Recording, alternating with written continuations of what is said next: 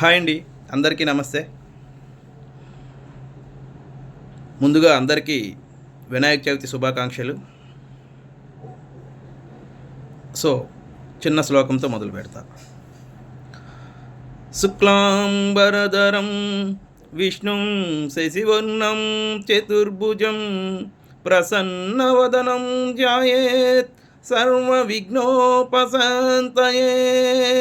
అగజానన పద్మాకం Gajanana మహర్నిశం అనేకదంతం భక్తానాం ఏకదంతం ఉపాస్మహే.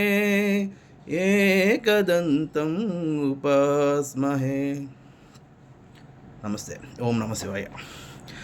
So దయచేసి తల్లిదండ్రులందరికీ ముఖ్యంగా ఈరోజు ఒక చిన్న విషయం చెప్పాలనుకుంటున్నానండి. సో మనకి అంటే ఇటువంటి పండుగలు ఏవైనా జరిగినప్పుడు చిన్నపిల్లలు ఉత్సాహంగా వెళ్ళటానికి ముందుకు వెళ్తారు. సో ప్రతివారు కూడా దాన్ని ఎంకరేజ్ చేయాలండి.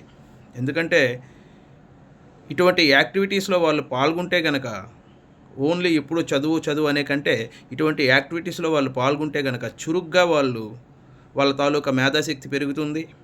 సో వాళ్ళు కూడాని ఉత్సాహంగా రేపు పొద్దున ఏదైనా కార్యక్రమాల్లోని మాట్లాడాలనుకున్నా, లేకపోతే స్పీచెస్ ఇవ్వాలనుకున్నా, స్కూల్లో ఇంకొక యాక్టివిటీస్ జరుగుతున్నప్పుడు కూడాని వాళ్ళు బాగా ఇన్వాల్వ్ అయ్యి వాళ్ళు కూడాని మంచిగా రాణిస్తారు. కాబట్టి దయచేసి మన అపార్ట్మెంట్స్ దగ్గర కానీ, లేకపోతే మన వీధుల్లో కానీ ఏవైనా సరే ఈ విగ్రహాలు పెట్టి పూజలు చేస్తున్నప్పుడు అట్లీస్ట్ డే టైం పిల్లల్ని పంపించండి. వాళ్ళతో చుట్టూ ఉండే ఫ్రెండ్స్తో పాటు వాళ్ళతో ఉండనివ్వండి. వాళ్ళకు కూడా 10 మందితో ఎట్లా మాట్లాడుకోవాలి, ఎట్లా మెలగాలి, ఇవన్నీ అర్థమవుతాయి.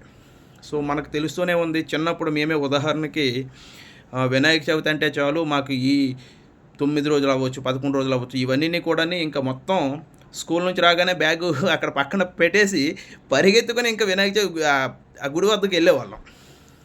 ఇప్పుడు చూస్తూ ఉంటే అంటే అఫ్కోర్స్ మనకి ఏవో ఉద్యోగ బాధ్యతలు లేకపోతే ఇలాంటి కుటుంబ బాధ్యతలు ఉంటాయి. ఇప్పుడు మనం చేయలేం. అట్లీస్ట్ చిన్నపిల్లలైనా సరే ఈ దైవ భావన అనేది తగ్గిపోకుండా చిన్నపిల్లలకి మనం అలవాటు చేయాలండి.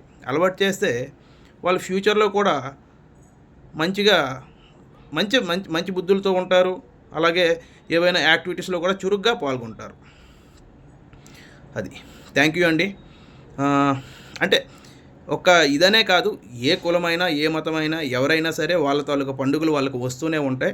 సో వాళ్ళకేంటంటే చురుగ్గా ప్రతి తల్లిదండ్రులు కూడా యాక్టివిటీస్లో పాల్గొనివ్వాలి. వాళ్ళు ఎక్కడో 10 మందితో ఉంటారు కాబట్టి ఏమైనా గొడవలు తెచ్చుకుంటారని అట్లా మనం పంపించకుండా ఉండొద్దు. మనకు వాళ్ళకి పంపించేటప్పుడే ఎవరితో గొడవ పడకుండా ఆడుకుని రండి, లేకపోతే యాక్టివిటీస్లో మంచిగా పాల్గొనండి, లేకపోతే దైవభక్తి ఏదైతే ఉందో దాని గురించి చెప్పి పూజలు చేసుకుంటారండి అని చెప్పేసి పంపించండి. ఓకే అండి, నమస్తే. Thank you. ఇట్లు మీ జగ్గుబాయ్.